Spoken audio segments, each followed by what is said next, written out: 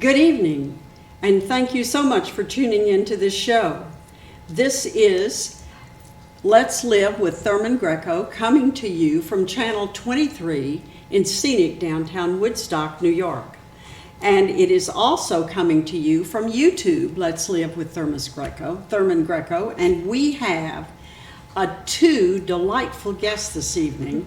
And this show's been running for a lot of years, and this is the first time that we have ever been fortunate enough to have any representatives from the Christian Science Church here. So this is kind of a special deal. And they wouldn't come just for any old reason, but they are here to talk about an open house and an art show that they have coming up. So I'm going to start off by asking you to introduce yourself. Well, my name is Penelope Milford, and I'm a member of the Christian Science Church. I was formerly a member of the Kingston Church, but then I moved to this one, and I live in Saugerties, and I love it here. It's like a wonderful community. My brother lives here too, so that's who I am.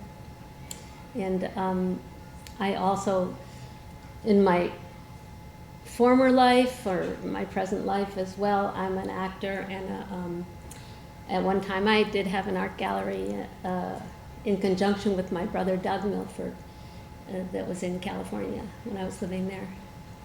I see. And we do have a guest who is a repeat guest, and she's scheduled to come a couple of extra times in the coming months. So if you could talk to us for just a few minutes about why you're here. So I'm Violet Snow. Let's see, I am also a member of the Christian Science Church. I am a writer, and I wrote for the Woodstock Times for 17 years. I still write occasionally for Hudson Valley One, more for their supplements. And in fact, I wrote about this event and a couple other local church events at the Reformed Church and the Lutheran Church for this copy of the Hudson Valley Explore, which Hudson Valley One published this week. So you can always read about it if you like.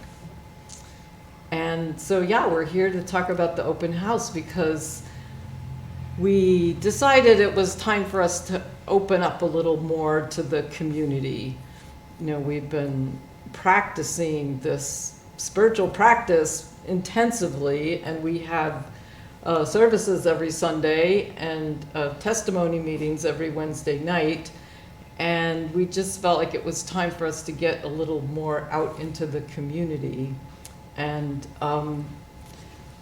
because these ideas, these concepts of Christian Science have been so helpful to us in our lives, and you know, it's kind of different from other versions of Christianity because it goes back to the concept of healing as Jesus did in the Bible.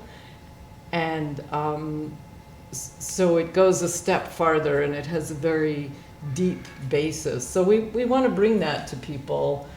You know, we don't feel like it's right to keep it to ourselves. And so you're gonna start the whole thing off with this open house and art show. Well, so we're thinking, how can we be relevant to the community? You know, what's going on in the community that, you know, we can relate to directly? And of course, there's artists in our church. You know, members are artists, and there's so much art going on in the community. So we thought, well, we'll have an art show, and that way we can talk about spirituality as it relates to creativity, how I mean, most artists, when they're creating, they're connecting to a higher power. I mean, it's a conscious thing. If you're too much in your own head, it's difficult to really create in a spontaneous way. Whereas if you kind of let go of your ego and just kind of follow in, you know, a more intuitive sense, it really helps your art. I mean, that's my experience with writing, and, you know, the times I've done some art. So we thought, well, this is something that people in the community might want to talk about and explore, and we might even be able to help them deepen their relationship with that higher power. I was inspired by this concept of creative mind beyond imagination, because Mary Baker Eddy, who was the founder of Christian Science, she was a really interesting figure throughout, from the late 1800s all the way till now, but especially around the turn of the century. She was one of the most famous women in the world. And now nobody knows who she is, but that's why we want to bring back her ideas, because they have never gone away. As a matter of fact, quantum physics is coming to some of the same conclusions that she came to in 1866 when she wrote Science and Health with Key to the Scriptures. So I was inspired by this quote of hers that I'll read a little bit. It says, "Even the human conception of beauty, grandeur, and utility is something that defies a sneer. It is more than imagination. It is next to divine beauty and the grandeur of spirit. It lives with our earth life and is the subjective state of high thoughts." So I was really inspired by the idea that you can live these high thoughts, or these spiritual principles and these ideas that Mary Baker Eddy rediscovered, because she said that that's what Jesus brought to the world, as the Christ Spirit. And it is something that's been practical to me. And it can be practical in our creative work, and it can be practical in our day-to-day life, because Christian Science lived that as a practice day-to-day. And that's really the value of it for us. And because it applies to all problems of life. And we just want to share it with the community. We also want to share this beautiful building that was once the Art Students League summer school. And because a lot of, this kind of thought appeals to artists, because they know that, as Magritte says, this is not a pipe. That Magritte, the surrealist painter or artist, he made a picture of a pipe. He painted a picture of a pipe, that you smoke with, and underneath it says, "This is not a pipe," in French. And I love that, because, it really exemplifies or talks about the idea that we are not what we appear to be. We are the image of what we really are. But what we see with our five senses. It's not reality. It's just the artist's conception of reality. It's just the image of it. That man is spiritual, and that's really the whole basis of the thought. So you're going to bring this thing together with an art show and an open house on July the 9th? Yeah, we're gonna have a fiddler, great neighbor of My neighbor's a Violet's really a great brilliant fiddler, like Celtic Yeah, folk music. And lovely. He's going to play, and Penny has curated an art show with, at the moment, there's 15 artists. Wow. There'll be a few works from each of them. They'll be displayed in the church building. And then we'll have the event starts at 2, goes from 2 to 5. Around 2:30, we're going to have a panel discussion about these topics of art, spirituality, and the connection of the Christian Science Church historically to the arts community in Woodstock, because the founders of the church, several of them were artists, and it was artists were kind of like free spirits, so this like radical new religion really appealed to them, and they were among the founders of the church. And Bruce Weber, who's a art historian who lives in Saugerties, he's done a lot of programs for Wham and the Kleinert, and he did a lot of research about the Christian Science Church and the early artists. So he will be talking about his research during the panel discussion. And then we'll talk about, for instance, Clarence Bolton, who was a lithographer. He made these amazing lithographs in like the 30s and 40s. So, and he was a church member. So we'll talk about him. He wrote an article for the Christian Science Sentinel magazine. And he was a about local art. figure here. Yeah, he lived in Woodstock, and so we'll talk about him, and then we'll talk about principles of Christian Science as they apply to art and to creativity. And there'll be two artists. I'll be on the panel as well as two artists who are in the show, both of whom grew up in Christian Science, unlike me.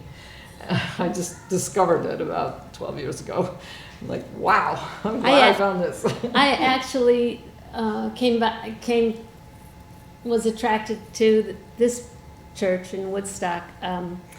I practiced it all my life because my parents and their parents practiced Christian Science in the Midwest, and but I was so interested in Violet's interest because, you know, when you grow up with something, you kind of take it for granted, and then you go away from it, and then maybe you come back to it, you know, because I never really disbelieved in the principles and the ideas. It's just that I really had to make them my own because they were so given to me, you know, from the beginning, that I really had to make them my own and then come back to them. But I love, Violet really inspired me because she was attracted to it as a thinking adult who I really respect her writing and her intelligence. And one thing she said to me that I really liked is, because I agree with this, is she was attracted to Christian Science because it's so radical. It's so principally based, you know?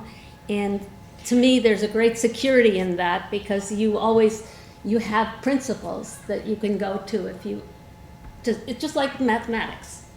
You know, these things don't change. They're eternal. And you can go to them and work out your own problems, you know? So, you know, the world is, you know, you look around and you think, wow, things are kind of a mess in the world. So I've always been drawn to things that are radical because I think they have the potential to change things. Yeah. And the idea that the physical world is not really physical, it's a very challenging idea. I mean, it's found to some extent in the Vedas, you know, the Hindu Vedas and I don't know if they're really Hindu, but anyway, the Indian Vedas, somewhat in Buddhism, in quantum physics, it shows up. But to live your life with this idea in the back of your mind all the time that the physical world is not really physical, it gives you a lot more possibilities, you know, because if everything is made of consciousness, even though this seems solid, how do you know? Well, you feel it through your fingers. Well, that's your brain interpreting a sensation. You know, it's all happening in consciousness.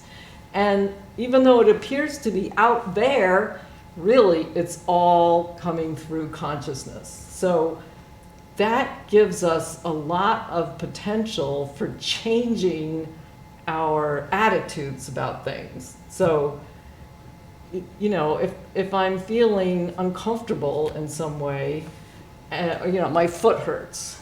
Okay, well, that's a physical sensation, but really, okay, you might have to help me here, Penny. I'm not gonna. Well, I was gonna say, whenever I think about pain and where it comes from, you know, the reason it's Christian Science is because it's a science, and what does that mean? That means it's provable. It can be demonstrated. And it's there's not just faith. Right. Like I believe in God. Exactly. I believe it. I believe it. I believe it. You believe it, but then you go through experiences that show that your belief has an effect. Like for instance, Mary Baker Eddy says she discovered these principles that were practical. She didn't create them, she discovered them, but they were always there. Just like the principle of flight was always there before the Wright brothers were able to prove it and demonstrate it. But it was always there. It's been there for eternity because that's the principle. It's just like a mathematical principle is always there. You know, if maybe you don't know how to work with it, or you make mistakes and it doesn't work and it causes problems, yeah, but it's not the principle, it's not the truth that is causing the problems. And that's why, you know, in a lot of churches they have, "Ye shall know the truth and the truth shall make you free." It's like, yeah, you know, do your homework, you know, and learn what the truth is and then refer to that. So that's the science, because it's provable. I prove it every day in my life personally by this healing thought, and I can heal myself, or I can know that I am always healthy, and so I don't have sicknesses, you know, or if I do have problems, I know how to resolve them through these spiritual principles, and that's the healing work that you can do through elevating your consciousness with these ideas, you know, towards these spiritual ideas. They're always oriented towards knowing God. And to me, what God is just the universe, or the whole, or everything, just without being divided up, you know, the force that motivates us, the life that we are, and the love that we express, you know. So, you know, it's a practice, and we love it, and we want to share actually the creativity that comes out of it. And that's why, you know, Christian Scientists are not known to be proselytizers. In other words, we don't go out and try to convert people to our religion, because you need to need it for yourself, or you need to be attuned to the ideas, you know, because without understanding the ideas, or the desire to understand the ideas, it won't work for you, you know. So we just want to, we love this community. It's been really good to the Christian Science Church, and the church has been there for like 125 years, I think now. No, 113 years. 113 years, yeah. So it's funny, because on my way to church in the morning, I listen to the radio, and I hear Bob Berman he has a program, what's it called? I don't remember, but the astronomer who has a yeah, column in the astrophysicist that has a paper. Yeah, and he does a program on public radio. Anyway, so it's about concepts of astrophysics and the universe. And he even says, I mean, he's not a Christian Scientist, but he says stuff like, we know where, okay, the scientists know how matter was created, or they think they know, through the Big Bang, you know, but they don't know what came before that. They have no idea how consciousness was created, you know. And I'm thinking, yeah, right, exactly, because consciousness is primal, is the first thing. And so if consciousness is the primal substance, then go there first, you know, go to your own mind and see how your own mind is reflecting the highest form of consciousness. And then matter comes out of that. Matter, or what seems to be matter, is expressed in a way that is harmonious. But the whole thing is, you go to the highest thought, like she says here, subjective state of high thoughts, you know. Anyway. And you found the Christian Science Church here in Woodstock 12 years ago? Yeah, well, you see, they had an open house 12 years ago. Oh. That was the last one. They had 12 years ago. They had an open house and an art show it was actually almost 13 years ago. They were celebrating their centennial. They said, you know, we've been here 100 years, we're going to have an event. And I was assigned to write about it for the Woodstock Times. And so I interviewed Dave Robertson, who was at the time a church member. He's since passed on. But as he was talking about the relationship between creativity and Christian Science and spirituality and science, and I got the impression from what he said that the people who are practicing Christian Science are actively communing with God. They're listening for the voice of God. They're trying to tune their consciousness into that divine level of consciousness. And that's what I was trying to do in my life. I'd been on a spiritual path since my 20s and tried all different things. And I'd always been kind of resistant to Christianity because I wasn't raised in a church, and like the Crusades and the Inquisition, you just like, get me out of here. And Jesus, I went to Sunday school briefly because I needed socializing. I hadn't gone to it was before kindergarten. I didn't like Sunday school. It was I won't say what it was. Anyway, so I just thought of a Christian church as a place where people recite prayers and then they go home and they try to be really good. And like that to me was Christianity. And I needed something deeper than that. I needed something that I could really apply to my consciousness and my life. And I thought, if these people are communing with God, I want to find out more. And so I started going to the church. I bought a copy of Science and Health.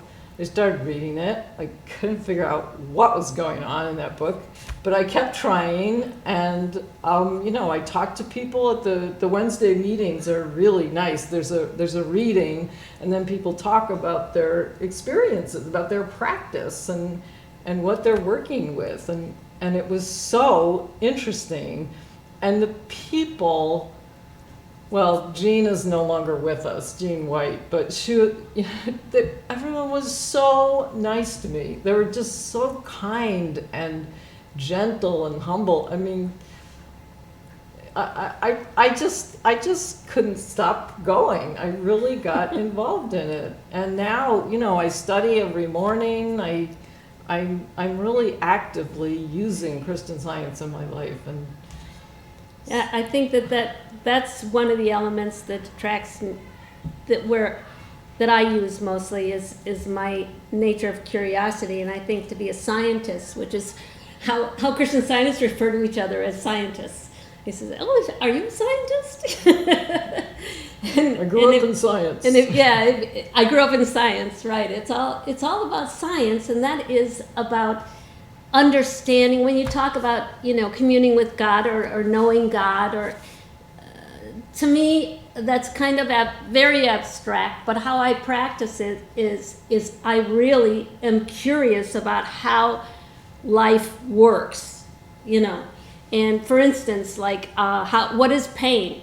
And I realized that when I was 12, I was riding my bike down the street, and I loved to ride my bike, and I was riding no hands, and I was like, such a wonderful feeling when you're 12. You can only have when you're 12, right?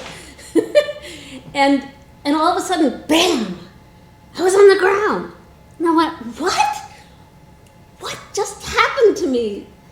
I never had that experience, and I realized I'd run into the back of the car, a parked car. But the thing is that the sensation that I had from that, I don't remember it being painful, but I remember the sensation that was the most overwhelming was that the world had betrayed me. Like, where did this come from? I felt like an innocent that had been betrayed. And of course, so now I'm trying to get back to that feeling, and so if I stub my toe, I did this experiment of trying to really see where because Mrs. Eddy says, Mary Baker Eddy says, stand porter at the door of thought. In other words, you're constantly working with your mind and seeing what you let in, the thoughts you let in, and the thoughts you don't let in. And if you don't want to live with the fearful thoughts that are trying to get into your mind, then don't let them in, you know? But you have to have something that does come in, which is love, you know, or being loved, or security, all the principles of God. But anyway, so back to the experiment of stubbing my toe. I stubbed my toe, and I was really wanted to see the first thing that came into my mind. And the first thing that came into my mind was what came into my mind when I was 12. I felt betrayed by the world, you know? And I thought, oh, okay, so what is not right? What is mistaken about this idea that has come upon me and caused me this sensation, this feeling of pain? Because Mrs. Eddy says there's no sensation in matter. So where's the sensation coming from? It's coming from my idea that somebody hurt me, or something hurt me, you know, or that I was subject to be hurt, you know, or that I could have been betrayed by the world through toe stubbing, you know. And so I thought, no, that's not true. You know, it's like the whole idea that you don't have to suffer, that you can go through life and you can experience many experiences, but suffering is an unconscious choice. And so the more conscious you can make it by replacing it with the idea that that God loves you, and you are not created to suffer. You are not created to. Of course, you have to go through this in order to deny it, in order to develop a practice that you don't let it in your thought, you know. And so that's how I work as a scientist to prove this. But I'm the kind of person that has to understand something in that level, personal level, in order to believe in it. Well, you know, that's an interesting concept that you had at the age of 12. I, for years, have practiced Reiki and reflexology and massage and different things. And one of the things that I have observed is that sometimes when people go through life, as you were as a child, and you know, you just never, things seem to all be working fine. Mm-hmm. And then all of a sudden you're 35 or 40 years old and something is not working right. And, you know, because you're not used to being sick or whatever, you go see the massage therapist or whatever, the doc, whatever you go to see, and tell the person, you know, I feel betrayed. That's a very common thing. Is it? First time that something really bothers you and is painful and hurts. So I thought that was very interesting. That was a real. So you have a worship service on Sunday, and then on Wednesday you have a conversation. Wednesday evening, yes, we have a there's there's no pastor or minister in the Christian Science Church. The pastor is the Bible and Science and Health. The Scriptures, these two books. No Christian Science congregational churches have pastors. Right. There's no ministers. They're always the same. So all the churches we read on Sunday from the Bible and from Science and Health. We have two people who are appointed readers or elected readers, and they read from those two books. And then on Wednesday, there are other readings. Well, we sing hymns too in between. Yeah, we sing hymns and we recite the Lord's Prayer. That's kind of the only real recitation that we do. Well, practically. And then on Wednesday, there's a different reading that someone puts together on a topic that they choose. Again, from the Bible and Science and Health. But after the reading on Wednesday, we have a conversation. We take turns speaking about our practice. People relate testimonies of healings that they have, or. Okay, now I'm going to ask you probably a fairly boring organizational question, but is there a theology? Does someone go to attend a theology and receive a degree in theology in the Christian Science? Well, there is something called primary class instruction, which is like a 2-week course that you can take with a certified Christian Science teacher That's an who's optional also a thing, healer. yeah. But it's not required, and And how does one become a Christian Science teacher, a healer? well, We study the textbook. That's the main learning. You learn through the textbook, which is a Science and Health with Key to the Scriptures, which is a scriptural narrative. In other words, she wrote this in 1800s, late 1800s, and she makes comments and goes through the things in the Bible about in reference to the Bible. In other words, interprets the Bible, but also her own ideas that are Christianly based about and her. So she looked at the Bible as, you know, a very sacred text and very inspirational, but what Jesus says in the Bible, it's often kind of in code, and it needs to be interpreted. And she had this experience in 1866. She fell on the ice, and she had internal injuries, and she was expected to die. She's The in doctor her said she late was gonna 40s, die. yeah. And her friends gathered at her house to say goodbye to her, and she was bedridden. She'd been bedridden for 3 days or so, and she called for her Bible, and she read one of Jesus's healings, and suddenly some kind of truth came over her, and she had a revelation, and she got up and got dressed and walked out into the other room, and her friends were shocked. And then she realized that she had, you know, gone deeper in her insight than she ever had before, but she needed to know exactly what the rules were. And so she went back to and then she spent the next couple of years like just delving into the Bible. And she also found, I mean, actually she'd been able her whole life to heal people and animals, but now that kind of got jumped up a notch, and she was trying to understand, like, why does it work? Why, when I go and I sit with this person and I think about God, is the person healed? And it's not like she's saying, oh, please heal this person. She's not asking, making a petition. She's thinking about the truth of what she understands to What be, is reality? yeah, what is in a deeper sense, so. a spiritual sense. And then as a result of that, she wrote Science and Health. But okay, so I feel like we need to talk about a couple other principles. Okay, that are let's very go for it. challenging. Okay. Okay, one is that God is entirely good. And I mean, that's a pretty common concept, right? You know, God, well, what is God? It's the best you can possibly imagine The of highest anything. ideal. The highest ideal, right? I mean, I think any Christian would kind of agree with that.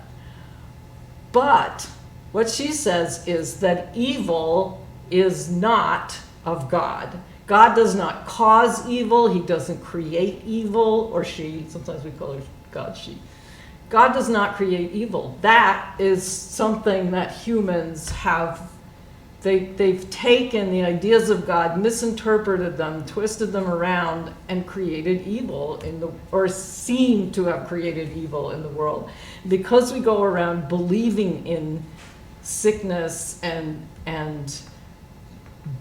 bad things, they happen, or they appear to happen. But if we can go back to that primal consciousness and really understand deeply the essential goodness of God and of ourselves as God's expression, if we can really inhabit that understanding, then we can heal ourselves and other people. And that's the demonstration, the proof that we're all working on and working towards. And you know, we've all had healings. Sometimes it's a struggle. Sometimes it takes a long time. She says that, you know, the main thing is that if you heal yourself or someone else of the fear, then the healing is complete.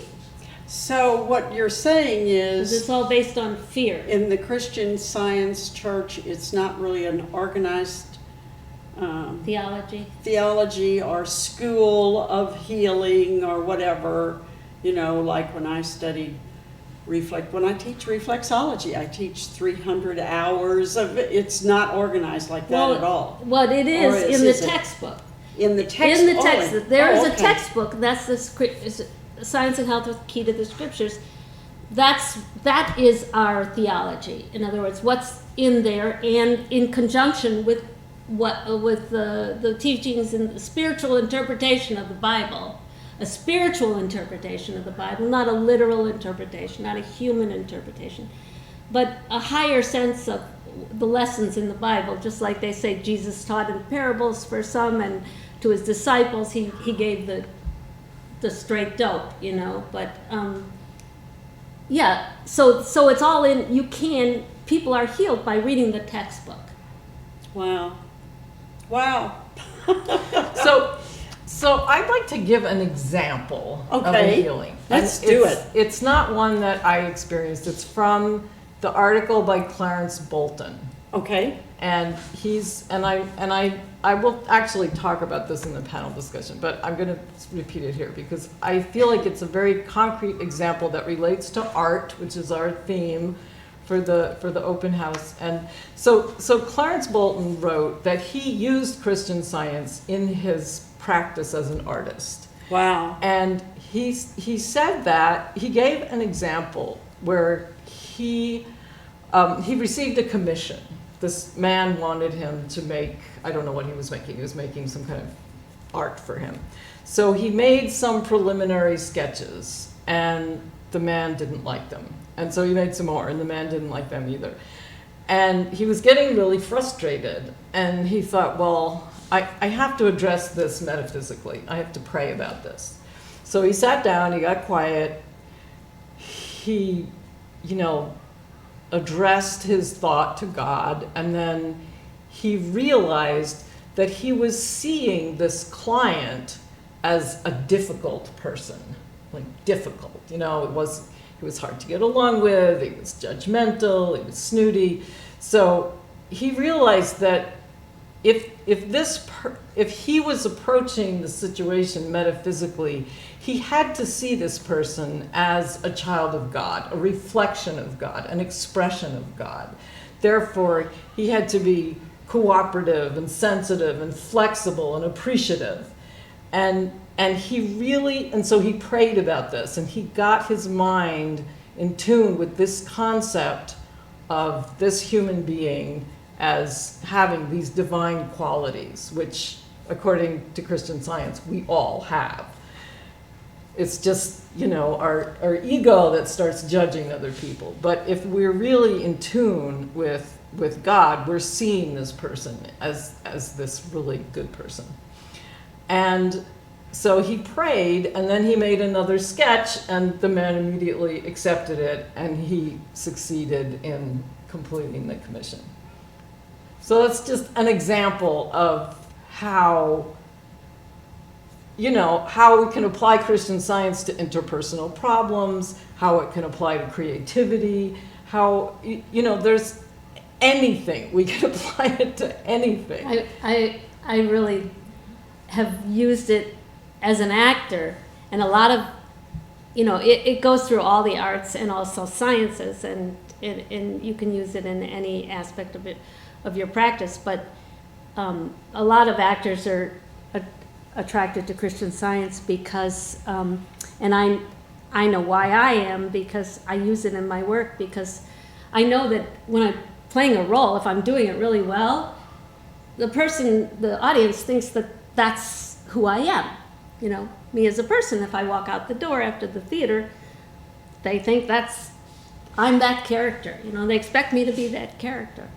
And I know I'm not that character, but in order to play that character really, really well, the best I can, to create it as a real human, I have to love that character and believe and approach that character with my highest sense of right as that character, given the circumstances of his what I know about his or her life. So what I'm saying is, this is really the dual aspect. So I can use this in life because I know that this neighbor of mine maybe is, I don't have a good relationship with them. They're nasty to me, and maybe I turn around and I'm nasty to them back, and it's like, and it creates all sorts of problems. It's not a harmonious relationship. It's not how I want to live.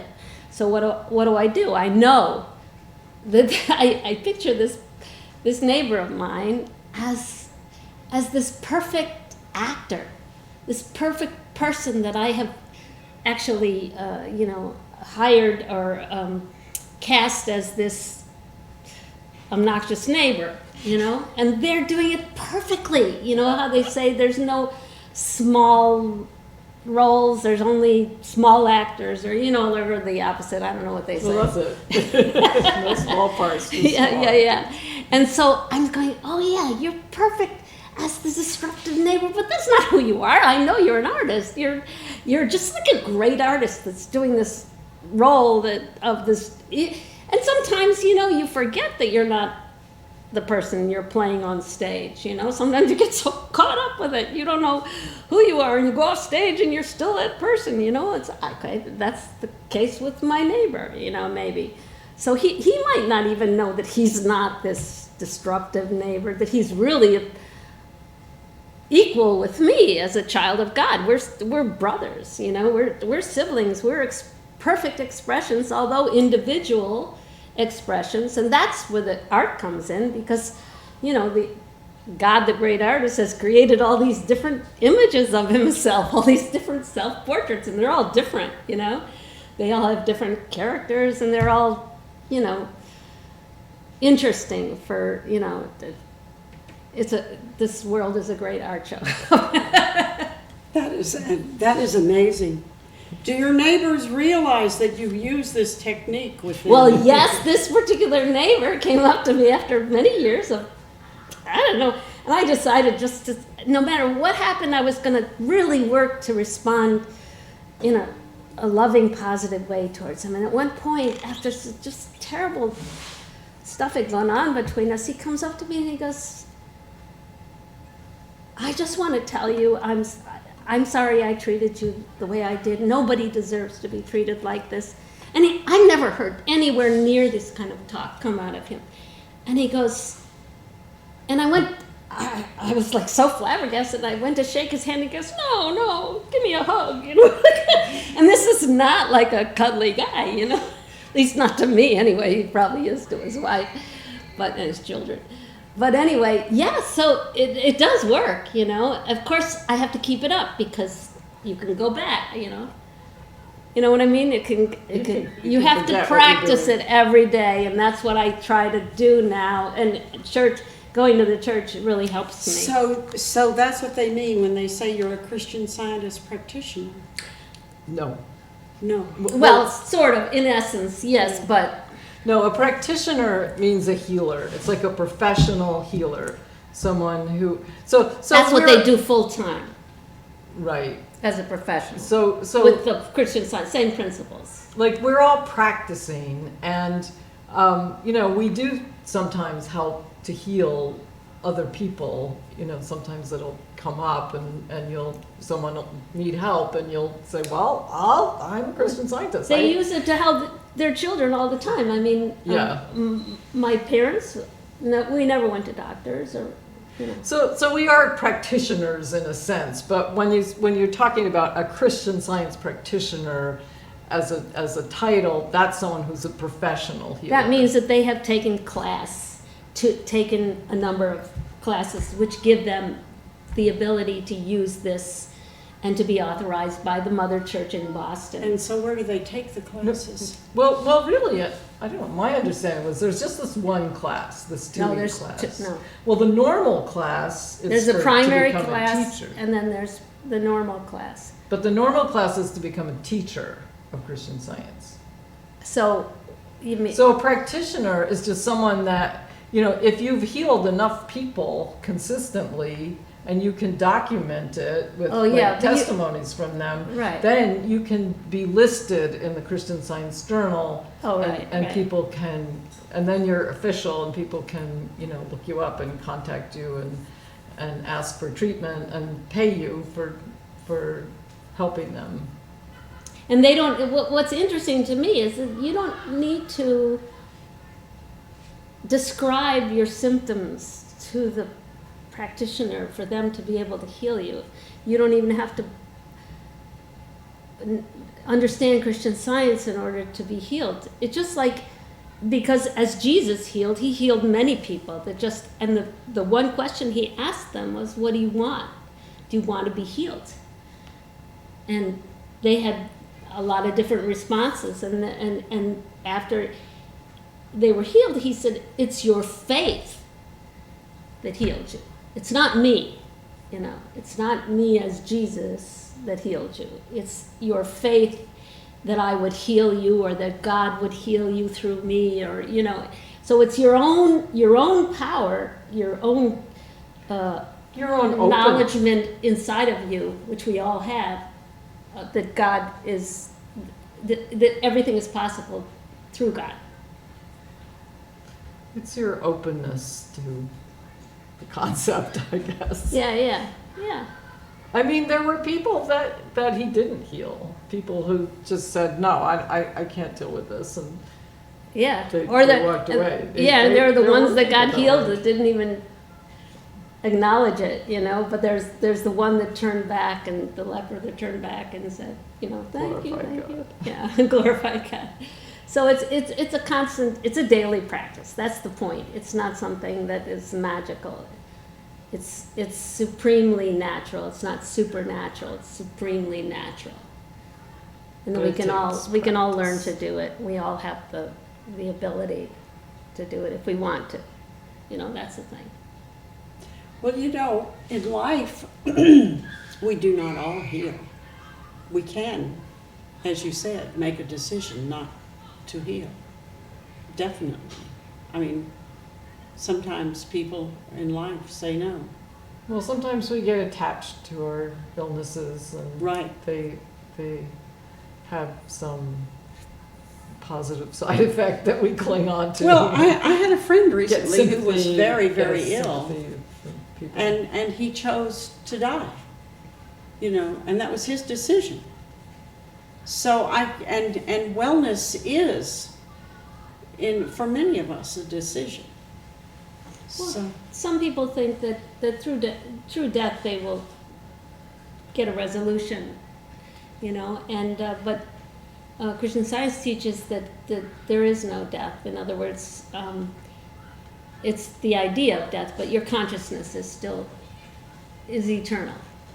The consciousness lives on and can't die. So you're still stuck with the same ideas you had when you died. What were you just talking about before that? I was wanting what? to die, people wanting to die, and thinking that would release them from problems. yeah, that's very true. And when in the Christian Science religion or church or whatever, is it called a church? Yeah. Yes, it's called a church. Yes. So if the consciousness lives on, do you have communication? Mrs. Eddy says no. She says that that you're on different. I don't understand that. It seems to Okay. me if it's all consciousness, we ought to be able to communicate. I have an with them. idea. I have ideas. Okay, so in reality, the idea is that we're not really separate personalities, right? We appear to be, but we're all of the same substance and the same principle. All made. We're all. Our Father is all, and our Father, Mother, God is the creator of. That's the spiritual substance that we reflect. We reflect it in human life, So, so these concepts are interesting, especially because when you get into them, a lot of times I lose my train of thought. They're so abstract. You're talking about death and Yeah. whether we can communicate after death. Oh, yeah. Okay, so my mother passed away, and I'm thinking, oh, okay, so I still have a relationship with my mother, okay? It's because my relationship is in my heart and in my consciousness. So death, or what appears to be, or the belief in death, we always used to say you had a belief of a cold or a belief of a headache, a belief of a stomachache. So the belief of death frees you in a way, if you take the opportunity, to have an elevated relationship with this individual idea of expression of God. In other words, my mother, I can now let go of all the issues of problems that I had with her. She's not bothering me anymore. I can remember all the love that she had for me. I can be grateful for all the things I can choose to form, to retain, to let my mind retain all the perfection of my relationship with my mother, and that's a spiritualized form of her. And so that's as real a relationship as I had with her when she was living. It's just more useful to me because I'm no longer in conflict with it because of the physical presence, And but if I take the opportunity to go that route, I could be sad, and feel sorry for myself, but where's that going to get me? That just leads to me, focusing on sadness and death. That's why would I make that choice? It doesn't make me happier. It doesn't make people I come in contact with happier. It doesn't help anything. So I am really struck by the power of the choice that you have to suffer or not suffer, because we all have that choice. Now you say, okay, but if you have cancer, but there's many people that have cancer that deal with it differently, and they all have the same kind of cancer, but they all feel differently about it, so according to the way they think.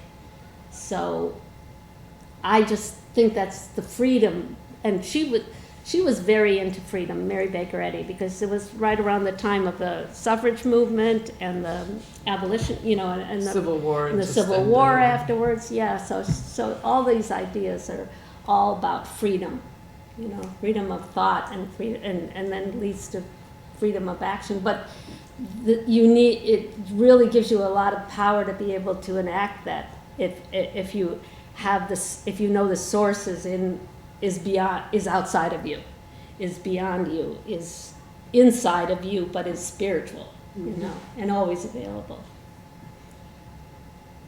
Yeah, when you're talking about, what thoughts you let in, there's a tendency for people to look at it and say, oh, that's positive thinking. That's just magical thinking or positive thinking, or, that's not very effective. But if you're basing your decisions on what you perceive as the absolute truth of being, it has a whole different power than if you're just mentally, thinking, okay, I'm going to think positive about this. It has the power of the universe behind it. If you can be disciplined and consistent in correcting your thought and then directing your attention to the power of God, it's a completely different experience than just positive thinking.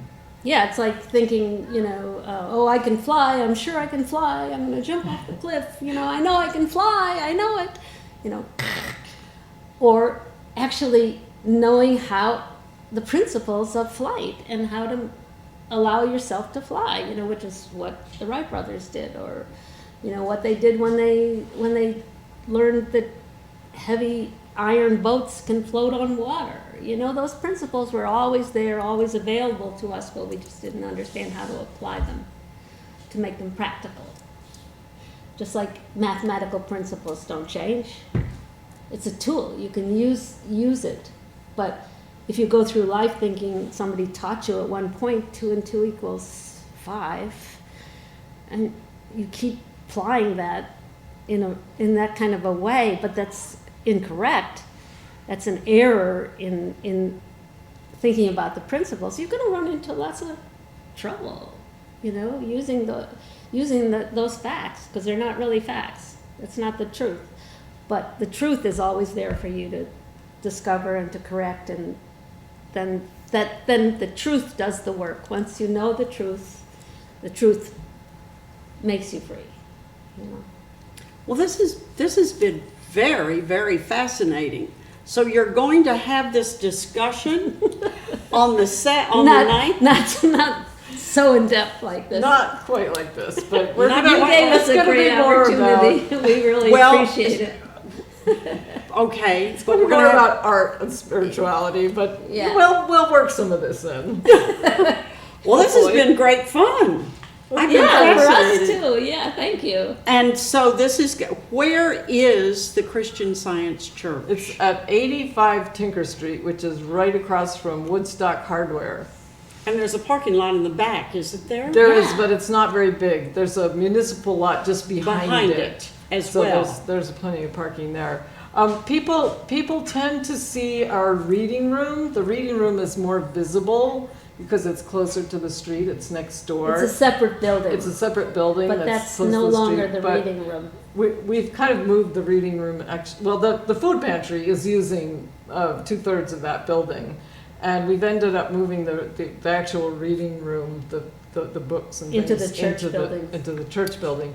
So sometimes people miss the church building, but it's there. It's next door to the food. Oh, we have to the- 4 minutes. Oh, It's great. next door to the little Okay, reading room. I do have to say something Yeah. doesn't belong anywhere. But there is a woman in California who is she's an Episcopalian, but she started out being nothing. And she walked into an Episcopal church and outside of San Francisco, and just had some kind of a major event. And the upshot of the whole thing was a food pantry in the church and feeding the hungry from the altar. And you are pretty well right there. Well, we're not running the food pantry. No, We're just no. giving them space in our building. That doesn't make any difference. well, People are I just coming. wanted to know. People are coming into your church, into the church, and receiving food. And for me, and for some people, that's a very healing thing. Well, we're not, in the church building, we're not feeding people. The building next door to us, which we own, is the food pantry. So, So it is not. It is not. no. Well, I do thank We you. feed them with spiritual food. I do thank you for including, for allowing hungry people into your building. That is a blessing. So if we could just repeat now at the end that our open house on art show is Sunday, July By the 9th, 9th, between 2 and 2 and 5. 5 And p.m. lots of wonderful local artists. We are at the end of this whole thing. So this is going to be a very, very interesting event for everybody. Well, I hope you can come. Well, I would love to try. My daughter is an artist as well, Well, bring her. and so we shall see. We'll try to. Maybe one of us for sure can make it. Great. The other one of us is committed to the Mowers Meadow Right. thing on Sunday, but it does go until 5 o'clock, and the Right. Mowers Meadow thing I think ends about 3. But this has been an amazing show to just have kind of It's great conversation. come right in out of the blue. This is fabulous. I hope you'll have more open houses and art shows in the future. Well, thank you. And I hope that you will call me up before every one and schedule a talk, and we'll have a heck of a good time. You know? Thanks, Thurman. So this is the Christian Science Church at 85 Tinker Street in Woodstock. And thank you so much, Ellen. I saw Ellen was making sure that all of our faces were just right. Thank you, Ellen. Thank you, Ellen. Thank you. Bye, Ellen. Bye.